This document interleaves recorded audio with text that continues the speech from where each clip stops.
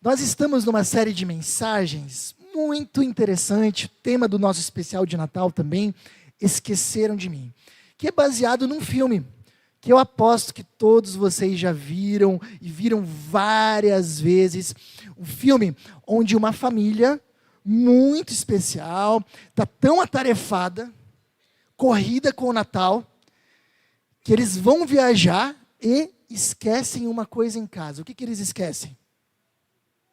O que eles esquecem? Filho, boa.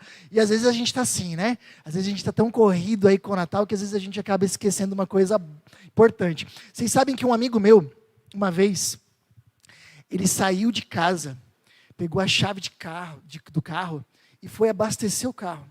Também era uma época aí de muita correria e tal, muitas coisas. E ele chegou no posto, entregou a chave para o frentista, isso é verdade. Ele entregou a chave para o frentista e disse assim: abastece meu carro, completa? E o frentista perguntou: tá, mas onde é que está teu carro? Ele olhou: esqueci em casa. Sério, ele morava na quadra do posto e saiu para abastecer o carro sem o carro. O que histórias como essa mostram, ou como a do filme mostra? Que às vezes nós podemos estar tão atarefados, tão corridos, tão ocupados, que a gente acaba deixando coisas importantes e até coisas essenciais pelo caminho. E uma primeira reflexão que eu gostaria de fazer com vocês, que eu gostaria de instigar vocês a se perguntarem agora no final do ano. Nesse ano que passou, você será que não deixou coisas importantes para trás? Será que no meio da correria do seu ano, você não deixou coisas essenciais para trás? Revisa um pouco o teu ano. Será que por causa da correria você não deixou de, por exemplo, cuidar da tua saúde física, emocional, cuidar da tua saúde intelectual, de repente cuidar dos teus relacionamentos? Será que no meio do corre-corre, a família não ficou um pouco de lado? Ou mesmo as amizades? De repente você tem aquele amigo que você combinou um ano inteiro um churrasco, chegou agora no final do ano e ainda não saiu? Não se preocupa, não é indireta para ninguém, tá todo mundo tranquilo comigo, não se preocupa. Será que a gente não deixou coisas importantes para trás? Trazendo agora um pouco para a minha área, para a área que eu preciso também ensinar vocês, a área da espiritualidade cristã. Será que em algum momento da nossa vida, da nossa correria, do nosso ano, Deus não ficou de lado? Jesus não ficou de lado? Talvez não no Natal, porque no Natal é uma época que a gente relembra muitas coisas, que de repente até na noite do Natal a gente tira um momento para fazer aquela oração, a gente tira aquele momento para concentrar, para falar algumas palavras bonitas para a nossa família. Mas será que durante o nosso ano, Jesus não tem ficado de lado? E aí de repente, talvez, você pode perguntar, chegar assim para mim e perguntar: mas Jorge, dá para a gente esquecer de Jesus? As pessoas ainda hoje esquecem de Jesus? Sim, bastante. E hoje eu gostaria de comentar com vocês uma das principais formas, talvez a principal forma, como nós acabamos nos esquecendo de Jesus nas nossas vidas, tá bom? Para isso eu quero ler um texto bíblico muito conhecido, especialmente na época do Natal, de Mateus capítulo 2. E quem puder, acompanhe aqui na tela de projeção a leitura, tá? Olha só. Depois que Jesus nasceu em Belém da Judéia, nos dias do rei Herodes, magos vindos do Oriente chegaram a Jerusalém e perguntaram: onde está o recém-nascido rei dos judeus? Vimos a sua estrela no Oriente e viemos adorá-lo. Quando o rei Herodes ouviu isso, ficou perturbado, e com ele toda Jerusalém. Tendo reunido todos os chefes dos sacerdotes, do povo e os mestres da lei, perguntou-lhes onde deveria nascer o Cristo. E eles responderam: em Belém da Judéia, pois assim escreveu o profeta. Mas tu, Belém, da terra de Judá, de forma alguma és a menor entre as principais cidades de Judá, pois de ti virá o líder que, como pastor, conduzirá Israel, o meu povo. Então Herodes, o rei, chamou os magos secretamente e informou-se com eles a respeito do tempo exato em que a estrela tinha aparecido. Enviou-os a Belém e disse: vão informar-se com exatidão sobre o menino. Logo que o encontrarem, avisem-me, para que eu também vá adorá-lo. Depois de ouvirem o rei, eles seguiram o seu caminho, e a estrela que tinham visto no oriente foi adiante deles, até que finalmente parou sobre o lugar onde estava o menino. Quando tornaram a ver a estrela, encheram-se de júbilo. Ao entrarem na casa, viram o menino com Maria, sua mãe, e prostrando-se, o adoraram. Então abriram os seus tesouros e lhe deram presentes, ouro, incenso e mirra. E tendo sido advertidos em sonho para não voltarem a Herodes, retornaram à sua terra por outro caminho. Gente, conhecida a história dos 3 reis magos, e eu quero começar derrubando alguns mitos com vocês. Primeiro, não tem nada na Bíblia, vocês acabaram de ver, que diga que são 3. Não sabemos quantos eram. A gente deduziu que talvez fossem 3, porque eram 3 presentes. Mas não significa que eram 3. Não sei se você já tinha parado para pensar nisso. E outro mito, eles não eram reis. Não eram. Vocês viram ali? Magos vindos do Oriente. E ao contrário do que muitas vezes nós pensamos, magos naquela época não eram necessariamente pessoas que mexiam com magia, mas também era o nome dado para as pessoas eruditas, pessoas inteligentes, estudadas.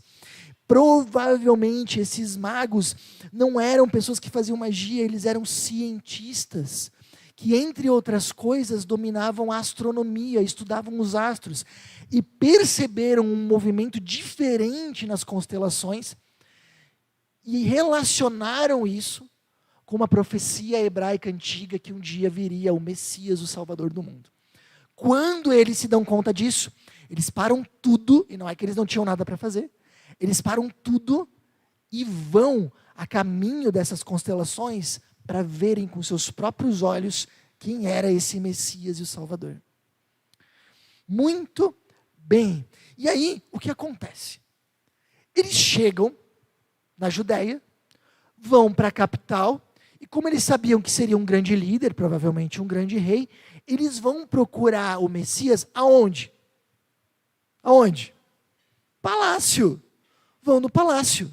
Excelente. E eles chegam lá e o trono está ocupado. Eles chegam, nós viemos ver o grande rei, mas tem outro rei lá, Herodes. O trono está ocupado. E Herodes fica muito perturbado, porque se vier outro rei, eu perco o meu lugar. Gente, num reino não existem 2 reis. Se tem 2 reis, tem 2 reinos. Não existe 2 reis no mesmo reino. E se agora vai vir um novo rei, eu perco o meu lugar. Na época, para a gente entender, o rei não é a mesma coisa que o presidente. Não é. Numa democracia como o Brasil, isso é importante da gente entender, nós temos o poder que é executivo, nós temos o poder de promulgar as leis, o legislativo, e nós temos os que julgam, que é o judiciário. E é feito para que ninguém tenha poder absoluto. Um poder modera e limita o outro. Ninguém tem poder total. Na antiguidade, o rei era executivo, legislativo e judiciário ao mesmo tempo. Ele fazia as leis, ele julgava, ele governava. Ele era um poder absoluto. Não tinha mais. Se ele dizia, estava dito. Por isso era impossível ter 2 reis. E aí Herodes fica muito incomodado. E só para vocês terem uma ideia, isso é importante da gente entender, Herodes é conhecido na história como um rei extremamente violento. Para se manter no seu reinado, Herodes, isso é documentado na história, matou muitas pessoas da sua corte e inclusive da sua família. Então imagina como é que ele se sentiu. Está vindo um outro rei, vou perder o meu lugar. E ele começa, inclusive, a fazer uma trama, que depois ele executa, de assassinato de crianças. Mas eu não vou nem entrar nesse assunto, ele é bem complicado e não é assunto para hoje. Mas a gente entendeu a situação. Agora, o que é importante, e agora, por favor, se você está desconectado, agora é a hora de você superar seu déficit de atenção. Se conecta aqui, porque isso aqui é importante. texto não está em Mateus só para nós entendermos a história de Jesus. O texto está no Evangelho de Mateus porque ele é muito importante para a minha vida e para a sua. Ele é um emblema do que acontece com a gente. Primeira coisa que a gente precisa entender, por favor, guarda isso. Jesus é rei. Jesus é rei. O que isso significa? Cada relacionamento, ele tem algumas regras para funcionar. Que se a gente não fizer, dá problema. Pensa, por exemplo, no relacionamento professor e aluno. Se o aluno não obedece ou não se submete ao professor, dá para ter aula? Dá para ter aula, gente? Não. Né? Por quê? O professor precisa ser uma autoridade na sala de aula. Imagina, por exemplo, outro momento, um relacionamento entre pais e filhos. Imagina que o filho chega para o pai e diz: pai, quero ser seu filho, 5 anos, mas eu quero dormir a hora que eu quero, acordar a hora que eu quero, comer a hora que eu quero, estudar se me der vontade, fazer as tarefas de casa, se eu tiver afim. O que você faria com esse filho? Não vale agressão, né? A gente teria que dizer: não dá. Porque não é assim que funciona um relacionamento de pai e filho. Não dá. Para você viver na minha vida como meu filho, e eu na sua como pai, você precisa estar sob a minha autoridade. Precisa ser assim. Senão não funciona. Percebe? Cada relacionamento para funcionar, ele precisa funcionar de uma forma. Então, no caso do professor e aluno, um manda, outro obedece. No caso, pai e filho, um é autoridade, outro obedece. No caso, casamento, um manda, outro obedece também. Não, estou brincando, casamento não. Dizem que não. Como é que seria o relacionamento com Deus? Como é que seria se a gente pudesse se relacionar com Deus? O que a Bíblia vai dizer é: esse relacionamento só é possível se esse Deus for a autoridade absoluta na nossa vida. Porque Ele é Deus. Tudo o que você é, tudo o que você faz, você deve a Ele. Se você está aqui no dia de hoje, respirando, olhando para mim, prestando atenção nessa mensagem, você deve isso a Ele. Porque se não fosse Ele, nós não estaríamos vivos. Nós devemos tudo a esse Deus. Ele é Deus. Então a Bíblia diz assim, para nós vivermos com Deus, nós precisamos entender que esse Deus, Ele é a autoridade máxima na nossa vida. E aí eles estão tentando explicar para as pessoas daquela época, como é que isso seria. Ele diz a mesma coisa de você lidar com um rei. O rei é a autoridade máxima. Deus, para entrar na sua vida, Ele precisa ser o rei da sua vida. E Jesus é Deus. Então Ele precisa ser o rei da nossa vida, autoridade máxima, porque Ele não pode, atenção, Ele não pode entrar na nossa vida deixando de ser quem Ele é, Deus. Dá para entender isso até aqui? Então, a gente fala muito sobre reino de Deus. Jesus mesmo fala que Ele veio para trazer o reino de Deus. Vocês sabem qual era o primeiro passo para você fazer parte de um reino na antiguidade? Se submeter ao rei. Se você dissesse: não, eu quero morar aqui, mas eu não reconheço esse rei, você está fora, não pode. Qual é o primeiro passo para nós fazermos parte do reino de Deus? Recebermos a Jesus como rei. Ok, mas sabe qual é o problema? Você sabe qual é o nosso dilema? É que esse lugar já está ocupado na nossa vida. O lugar de rei já está ocupado. Vamos ser bem sinceros aqui? Entre eu, vocês e o YouTube, a gente gosta de mandar. A gente gosta que as coisas sejam feitas do nosso jeito. A gente gosta de que a nossa vontade prevaleça. E se a gente não tem tanta essa necessidade, é porque talvez a gente foi muito bem educado, mas lá no fundo a gente tem esse desejo de que a nossa vontade prevaleça. Vocês sabem, sempre que eu viajo, eu pego muito Uber. E eu converso muito com os Ubers. E uma das perguntas que eu normalmente faço para o pessoal do Uber é: por que você faz Uber e se você gosta de fazer Uber?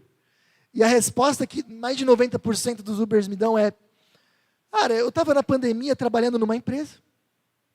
E aí eu perdi o meu emprego e comecei a fazer Uber.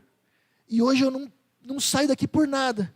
Porque eu faço meu horário, eu mando em mim mesmo, eu não me submeto a ninguém, eu faço o que eu quero.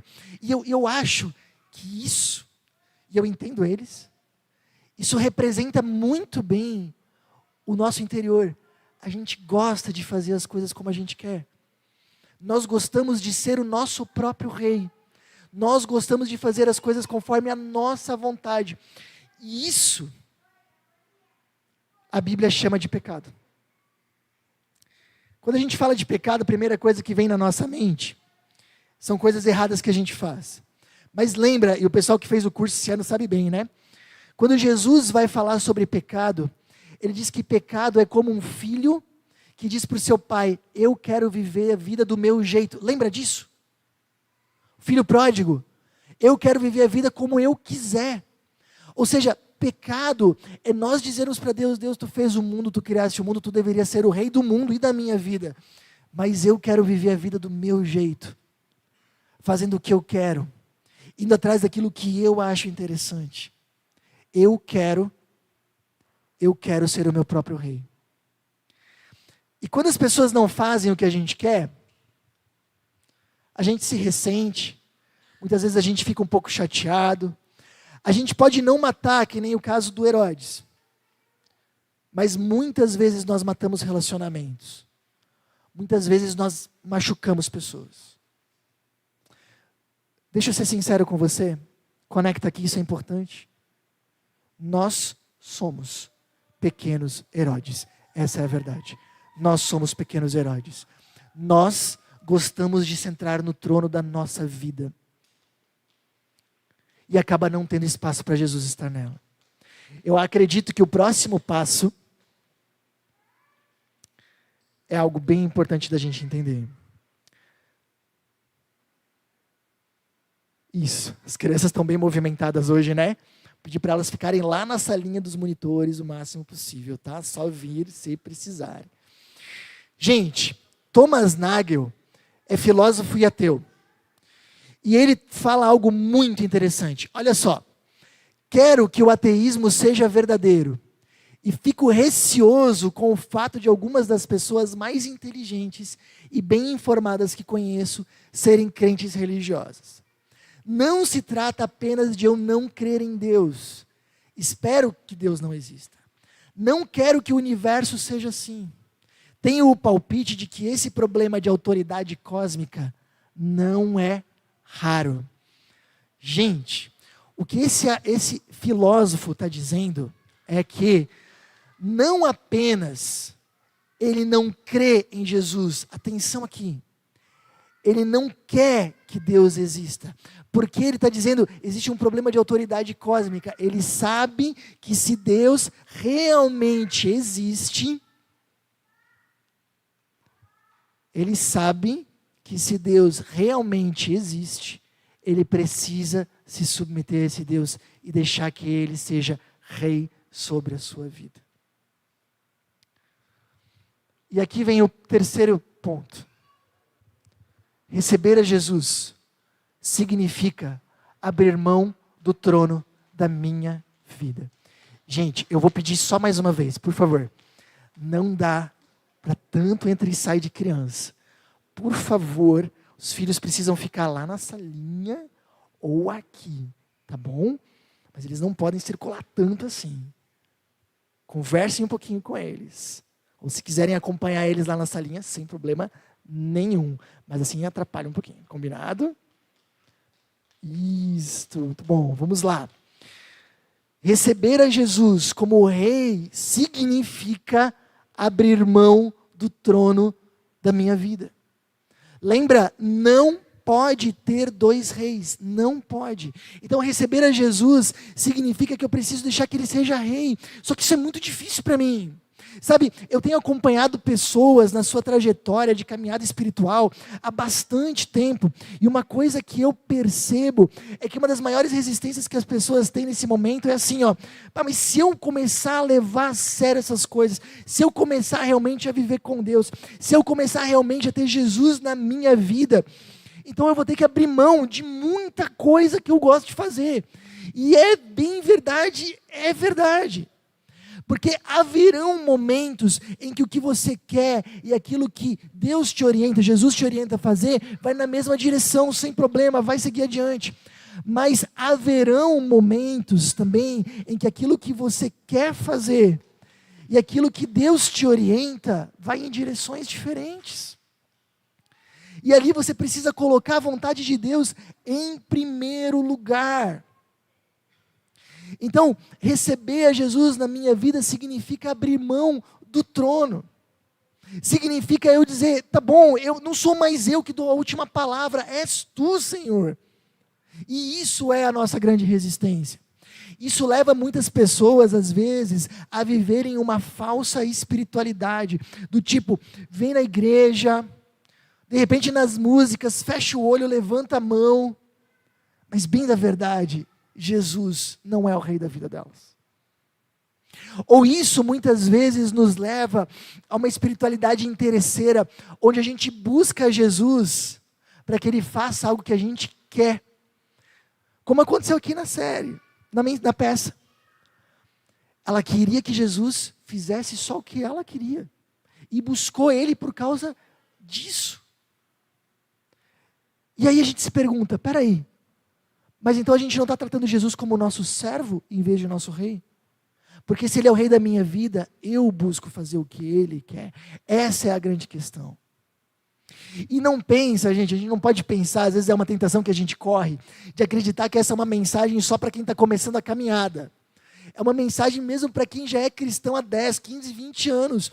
Porque essa tentação de nós sermos o nosso próprio rei, essa tentação de nós queremos deixar algumas áreas para nós mesmos mandar e não Jesus, ela é constante. Às vezes a gente vai ter assim, o seguinte pensamento: na espiritualidade, Jesus, tu pode mandar, não tem problema, no domingo eu estou na igreja.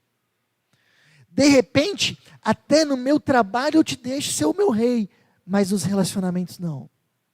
Tem uma pessoa que eu não quero perdoar, e mesmo que tu me manda perdoar, eu não quero. Ou quem sabe na área dos relacionamentos a gente até deixa ele ser o nosso rei, mas na área do trabalho não. Lá eu faço o que eu quero. Gente, o grande problema é o seguinte: como nós esquecemos de Jesus atualmente? Nós vamos de vez em quando na igreja, fazemos algumas orações, até assistimos The Chosen, mas não deixamos Jesus ocupar o lugar dele de rei nas nossas vidas. Por isso, frequentemente, ele fica com o tempo que sobra, ou literalmente, de fora. Mas o que é muito interessante é como Jesus agora nos cativa para deixarmos Ele ser o rei da nossa vida. Algo lindo desse texto que nós lemos é que os magos, eles trazem 3 presentes: ouro, incenso e mirra. Ouro era o presente que já era dado aos reis, precioso. Incenso era o presente que se dava a Deus. Se tinha a ideia de que Deus morava no céu, o que pode chegar lá no céu? E eles usavam um incenso, que era um aroma que subia. Esse era o presente que se dava a Deus. E mirra, o que é mirra? Era um perfume caríssimo da época, extremamente aromático, que era usado principalmente para preparar corpos para o velório. Esses magos, literalmente, eles dão um presente para um rei, um presente para um Deus e para um morto. Porque, de alguma forma, talvez eles profetizam que esse Jesus seria um rei. Era o próprio Deus. E iria morrer no nosso lugar. Porque o nosso pecado, a nossa rebeldia, aquilo que a gente falou antes, ela traz uma dívida impagável diante de Deus. Nós somos réus na justiça divina, condenados à morte. Não tem nada que nós possamos fazer por isso. A Bíblia nos ensina. Mas esse Jesus vem no nosso lugar, assume a nossa culpa, morre no nosso lugar por amor a nós, e ele se torna um convite vivo e amoroso para nós. Ele teria todo o poder para arrombar a porta das nossas vidas e dizer, eu sou o rei agora, mas ele não faz. Ele prova o seu amor numa cruz, e ele diz, olha só, o nível de comprometimento que eu tenho na tua vida, olha só o quanto eu te amo, olha só o quanto eu estou dedicado para o teu melhor. Agora você tem a opção, se você quiser, de dobrar seus joelhos e deixar com que eu seja o seu rei. Eu garanto para você que você vai fazer escolhas melhores. Eu garanto para você que você vai ter uma vida abundante e eterna. Mas você precisa deixar. Jesus escolheu nos conquistar por amor, provando o amor dele numa cruz por nós. E agora o convite é um convite vivo para nós. Sabe, um amigo meu, um casal de amigos meus disse, cara, aconteceu um negócio incrível com o nosso filho. Verdade história, tá? O filho tinha 6 anos, mais ou menos. E num café da manhã, o filho disse, pai, mãe, sonhei com Jesus. E os pais disseram, é verdade, filho? Sim. E Jesus falou comigo. E os pais ali fazendo café, perguntaram, é mesmo? O que Jesus falou para ti? Jesus olhou para mim e disse, mesmo se fosse só por você, eu morreria na cruz de novo. Você já imaginou seu filho pequeno dizer isso? Esse é esse Jesus, que é Deus, que é Rei. Mas mesmo assim, Ele não arromba a porta do nosso coração. Ele prova o seu amor, conquista perdão e salvação. E agora nos convida. Ei, se você fizesse um movimento contrário do que os teus primeiros pais lá no Éden fizeram. Se ao invés de você tentar ser o seu próprio rei, você deixasse o trono da sua vida para mim e me deixasse ser o rei da sua vida. Que tal? Que tal? Isso que foi representado aqui na peça. Essa decoradora queria que Jesus fosse só uma parte da decoração. Que ele fizesse só o que ela queria. Mas Jesus não pode ser assim. Jesus só pode entrar na sua vida e na minha, sendo Deus, sendo Rei, ocupando o trono. E para isso, nós precisamos deixar esse lugar para Ele.